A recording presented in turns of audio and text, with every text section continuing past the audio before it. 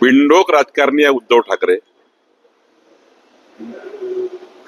जनमानसाची प्रतिमा मलिन झाल्यावरही आणि जनतेचा कौल विरोधात गेल्यावरही ते दुरुस्त होत नाहीये.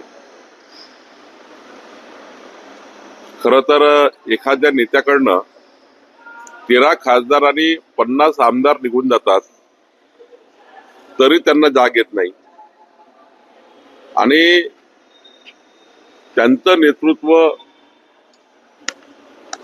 कोणीच मान्य करायला तयार नाही, म्हणून खासदार आमदार निवडून गेले.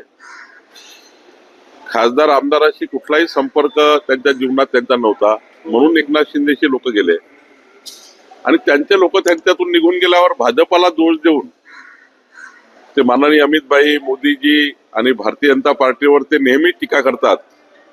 आत्मपरीक्षण केलं पाहिजे की आपण कुठे चुकलो आहोत. जर त्यांनी आमदार खासदारांना योग्य वागणूक दिली असती तर ही परिस्थिती महाराष्ट्रात नसती.